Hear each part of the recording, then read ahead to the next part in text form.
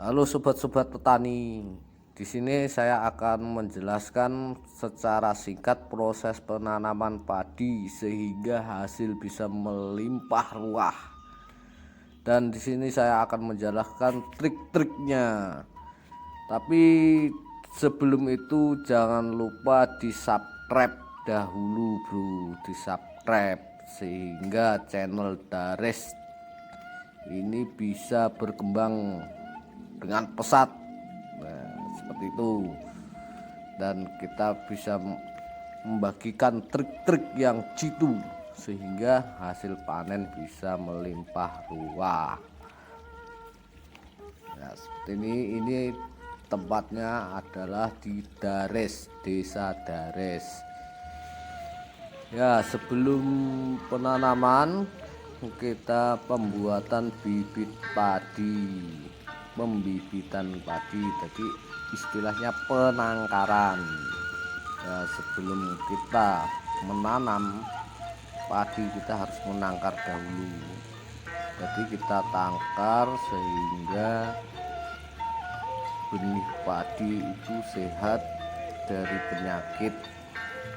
Dan nanti kita ajarkan bagaimana caranya supaya padi itu anak-anaknya banyak. Ya, nanti ada trik-triknya tersendiri. Ya, itu adalah Mbah Man selaku pemilik sawah. Yang pertama yaitu perawatan benih. Jadi benihnya itu dirawat sehingga benar-benar siap untuk tanaman padi. Ya, seperti ini adalah benih yang sudah siap. Ini adalah umur 16 hari dan benar-benar bersih, tidak jamuran, sehingga perawatannya seperti ini yang dilakukan yaitu penyemprotan jamur, penyemprotan ulat. Ulat itu bisa menyebabkan sundep dan lain-lain. Ya, bisa obatnya bisa menggunakan Vertaku. Dan kalau jamur Velia. Ya, ini contoh-contoh benih yang sehat seperti ini, tidak ada yang merah sama sekali, pohonnya kokoh, sehat, tidak ada yang daun melinting atau depan. Dan ini adalah benih yang bagus seperti ini. Ya, setelah kita pembibitan, yang kita lakukan yaitu pengolahan tanah. Ya, ini adalah proses pengolahan tanah. Dalam proses pengolahan tanah sendiri itu banyak yang dilakukan, yaitu pentelaktoran. Ini adalah contoh pentelaktoran. Kalau zaman dahulu itu menggunakan kebo, kalau sekarang kan sudah modern menggunakan traktor. Jadi pengolahan tanah usahakan tanah itu benar-benar lumer atau benar-benar lembut sehingga di situ banyak keuntungan, tapi mengurangi gulma. Mengurangi gulma dan harus rata, kawan-kawan. Kalau rata itu dalam pengairan itu bisa lebih mudah. Jadi untuk meratakan tanah itu bisa menggunakan bambu seperti ini. Traktor di belakangnya dikasih bambu. Kalau tanda untuk lumer atau tidaknya itu kalau di jalan itu sudah tidak ada bekasnya, tidak terlihat bekasnya. Itu tandanya benar-benar sudah siap untuk diratakan dan siap untuk ditanam. Ya, seperti ini prosesnya. Dan bambu itu fungsinya untuk meratakannya. Ini yang atas itu sudah siap untuk ditanami, dan yang di bawah ini masih proses. Nah, seperti itu pemerataan sehingga benar-benar rata dan air pengisian air walaupun sedikit nanti bisa tertutupi semua tanahnya sehingga mengurangi gulma. Setelah selesai pemerataan, traktor diangkat dan bisa untuk persiapan yang lain.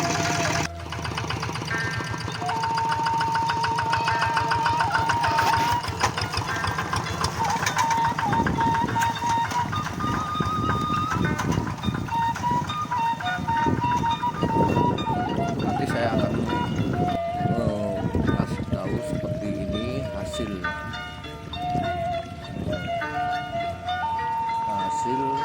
tanah yang sudah siap untuk ditanami. Hasil pengolahan tanahnya seperti ini, rata, sudah rata, halus. Kita bisa melihat ini, itu adalah lahan yang sudah siap untuk ditanami. Dalam proses pengolahan tanah itu harus teliti dan harus sabar, untuk melatih kesabaran juga kalau petani. Dan setelah proses pengolahan tanah selesai,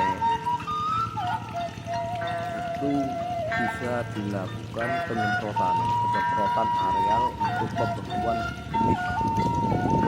benih rumput. Itu ada obatnya seperti Aerospin. Contoh obatnya itu ada obat Aerospin. Fungsinya benih-benih rumput gulma itu bisa beku sehingga tidak bisa tumbuh.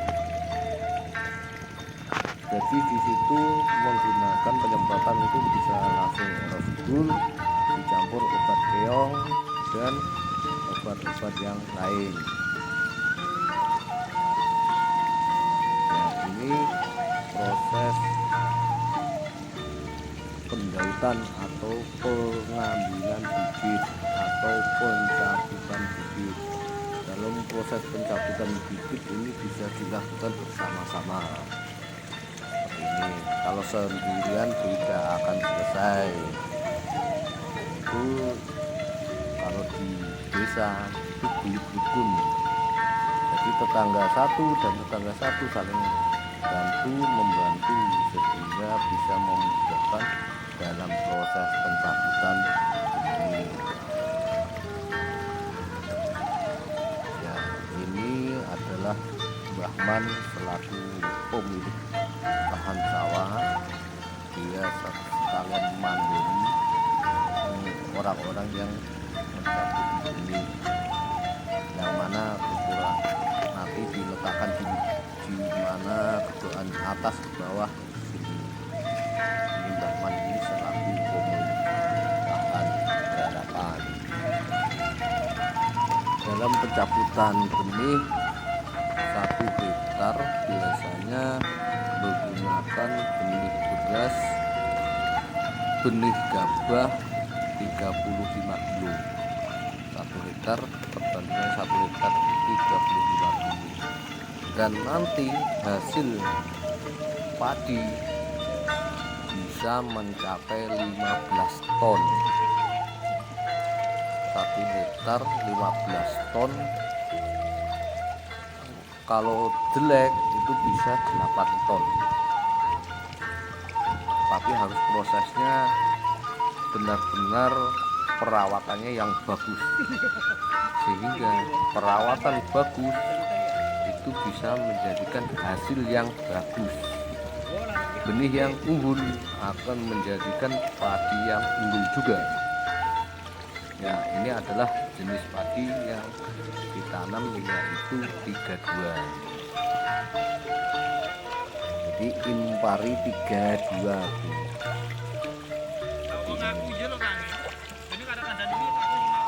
Dan di sini terlihat di rukun kalau di desa. saling bantu, saling bahu membahu. Dan setelah pembibitan pencabutan bibit itu benih padi yang sudah dicabutin itu ditaruh di pinggir-pinggir galengan atau jalan ini, seperti ini, pinggir-pinggir galengan. Kalau di desa-desa namanya galengan. Dan istilah naruh benih tanam ini namanya banjari, istilahnya banjari kalau di desa. Jadi kita di sini banjari letaknya sekitar per 5 meter dikasih benih, 4 meter dikasih benih 2, sehingga untuk memudahkan orang yang menanam padi nanti.